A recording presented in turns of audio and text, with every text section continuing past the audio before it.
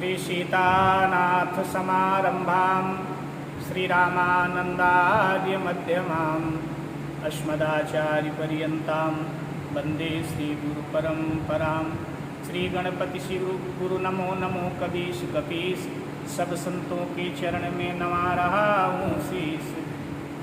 श्री गुरुवर श्री इष्टवर सीतावर हृदय, जय जय भारत भारती जय जय भारत देश। बोलिए श्री रामचंद्र भगवान की जय, श्री हनुमान जी महाराज की जय, सद्गुरुदेव भगवान की जय। आज अक्षय तृतीया है। अक्षय तृतीया स्वयं सिद्ध मुहूर्त है, अपने आप में बड़ा दिव्य ही पावन पर्व है। अक्षय तृतीया को त्रेता युग का जन्म हुआ था, तो त्रेता युग का जन्मदिन भी आज है। अक्षय तृतीया को ही वेदव्यास जी महाराज ने महाभारत की रचना प्रारंभ किया था। अक्षय तृतीया के दिन ही भगवान श्री सूर्य नारायण की आराधना कर द्रौपदी ने उनसे अक्षय पात्र प्राप्त किया था। अक्षय तृतीया अनेक शुभ घटनाओं से भरी हुई है। कहना इतना है कि अक्षय तृतीया को किया हुआ पुण्य अक्षय हो जाता है। केन केन प्रकारेण मन से, वचन से, कर्म से जो पुण्य किया जाता है वो अक्षय हो जाता है। लेकिन ध्यान रहे, अक्षय तृतीया के दिन किया हुआ पाप भी अक्षय हो जाता है। किसी भी प्रकार का पाप बना तो भी अक्षय हो जाता है वो। इसलिए पाप से सदा बचना चाहिए और पुण्य कर्म का संचय अक्षय तृतीया को करना चाहिए। आज भगवान श्री परशुराम जी महाराज की जयंती है। भगवान श्री परशुराम बड़े ही महिमा मंडित और 24 अवतारों में से भगवान के एक हैं, और 24 में जो 10 प्रमुख अवतार हैं, उन प्रमुख अवतारों में भगवान परशुराम जी महाराज 6वें अवतार हैं। भगवान परशुराम जी महाराज ने है वंशी क्षत्रिय सहस्त्रार्जुन का वध किया था, और है वंशी जो क्षत्रिय थे उनका 21 बार संहार किया था, और ये संपूर्ण पृथ्वी कश्यप नाम के ब्राह्मण को दान दिया था। भगवान परशुराम जितेंद्रिय थे, अखंड ब्रह्मचारी थे, वो चिरंजीवी हैं, माने अमर हैं। वो आज भी संसार में विद्यमान है। अब यहाँ प्रश्न उठता है कि है वंशी क्षत्रियों का 21 बार विनाश क्यों किया? तो वो पौराणिक कथा आपने पढ़ी होगी, सुनी होगी कि सहस्त्रार्जुन बड़ा ही प्रतापी शासक था, बड़ा ही बलवान था। स्वभाव में उसके धर्म नहीं था, स्वभाव में अधर्म था।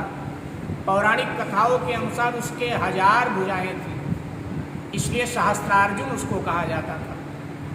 एक बार सहस्त्रार्जुन अपने सेनापतियों के साथ, मंत्रिमंडल के साथ भ्रमण करता हुआ, वन विहार करता हुआ जमदग्नि महाराज के आश्रम में आया।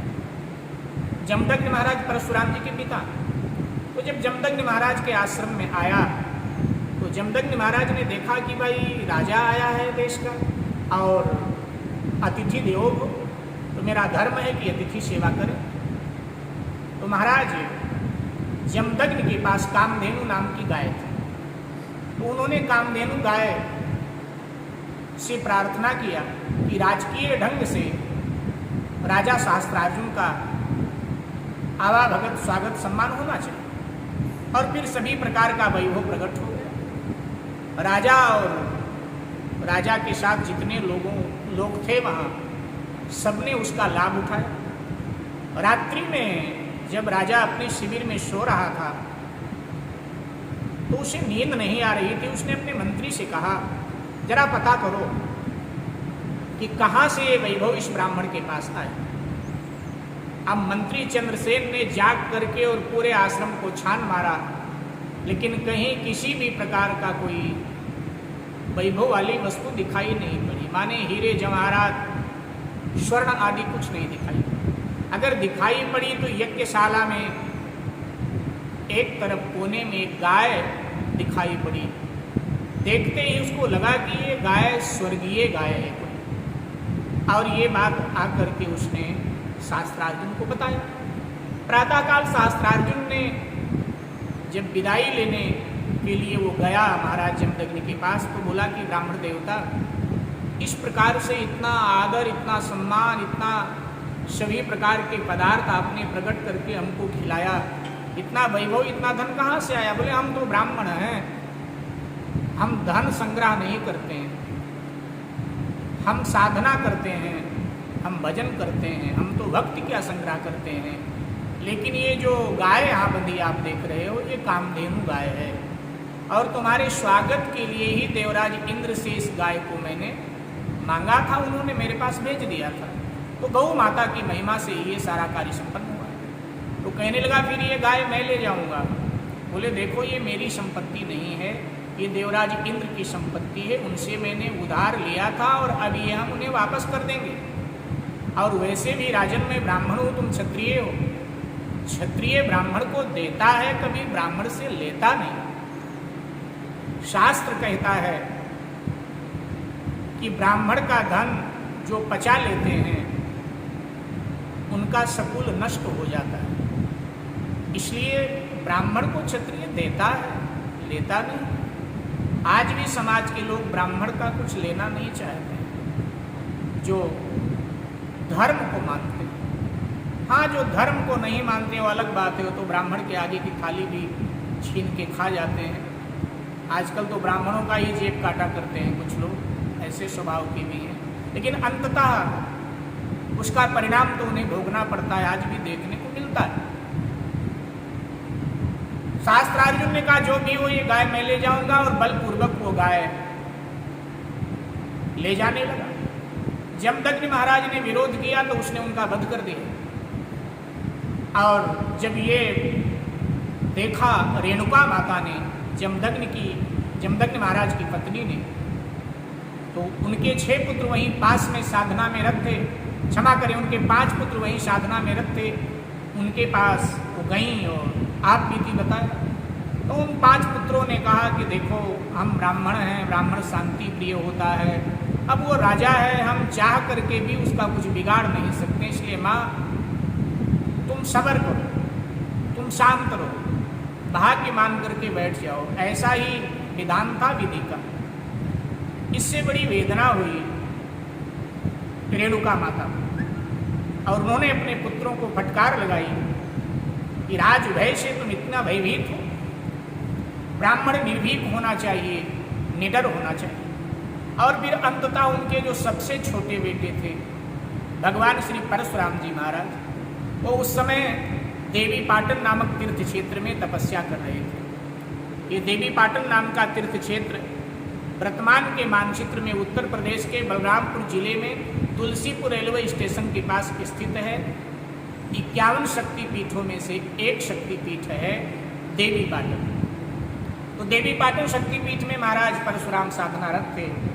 रेणुका माँ वहाँ गईं और विलाप करती हुई 21 बार उन्होंने अपनी छाती पीटा और परशुराम जी को आप बीती बताई। परशुराम जी की आंखें क्रोध से लाल हो उठी और उन्होंने रेणुका माँ के आंखों के आंसुओं को पोंछा और कहा, माँ धैर्य धारण कर, तूने 21 बार छाती पीटी है मेरे आगे, और मैं प्रतिज्ञा करता हूँ कि मैं है वंशी क्षत्रियों का विनाश 21 बार करूँगा। और ये कह करके भगवान शंकर के पास गए। अपने आराध्य को परशुराम जी ने अपनी आप बीती बताई। भगवान शंकर ने उन्हें सिद्धि परशु प्रदान किया, आशीर्वाद दिया।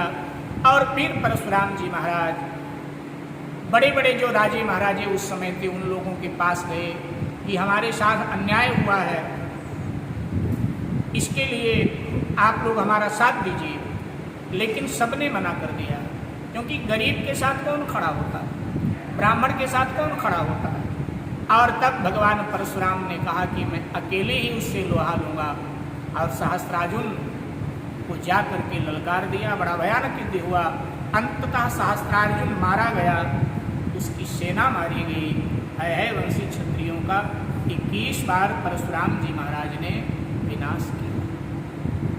शास्त्र कहता है कि ब्राह्मण का जब ब्राह्मणत्व जग जाता है तब ब्राह्मण कुछ कर गुजरता है।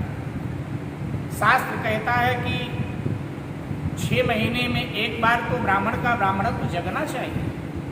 आज कई बार देखने से लगता है कि ब्राह्मण का ब्राह्मणत्व सो गया है, तभी तो दर बदर अपमानित हो रहा है। 2 कौड़ी के लोग भी जो मर्जी आए वो बोल जाते हैं। वो भूल गया है कि मैं परशुराम का वंशज हूँ। शास्त्र कहता है कि सच्चे ब्राह्मण सच्चे क्षत्रिय अपमान सहन कब करते हैं, सच्चे के आगे तो भाई ब्रह्मा शंकर भी डरते हैं। हलचल कर दे दुनिया भर में, विप्लव कर दे राजधानी में, ब्राह्मण अपने पर आ जाए तो आग लगा दे पानी में। ब्राह्मण अपने पे आ जाए तो आग लगा दे पानी में। कच्छप पर टिकी नहीं पृथ्वी, कच्छप पर टिकी नहीं पृथ्वी, कच्छप पर टिकी नहीं पृथ्वी। धरती ना बाराह उठाए हैं, धरती ना बाराह उठाए हैं, रोके ना इसे सहसानन है, दिग्गज ना इसे ठहराए हैं, दिग्गज ना इसे ठहराए हैं, दिग्गज ना इसे ठहराए हैं। तो फिर पृथ्वी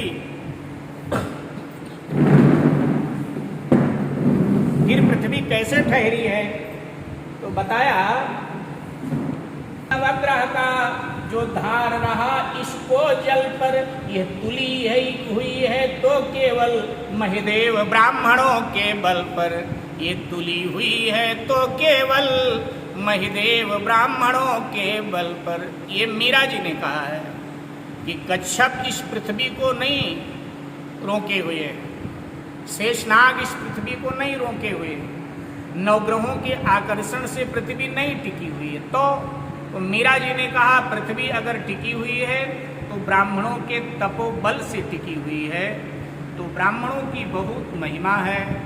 भगवान श्री राम ने कहा विप्रा प्रसादात अजिता जितो हम, विप्रा प्रसादात कमला भरो हम, विप्रा प्रसादात धरणी धरो हम, विप्रा प्रसादात मम राम नाम।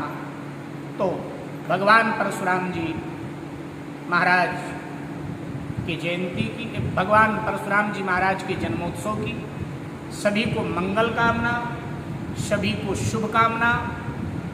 परशुराम जी महाराज सब पर अपनी कृपा बनावें। सारा विश्व संकट में है, इस कोरोना रूपी शास्त्रार्जुन से हम सबको मुक्ति दिलावें, ऐसी भगवान परशुराम जी से प्रार्थना है। जय जय श्री सीताराम।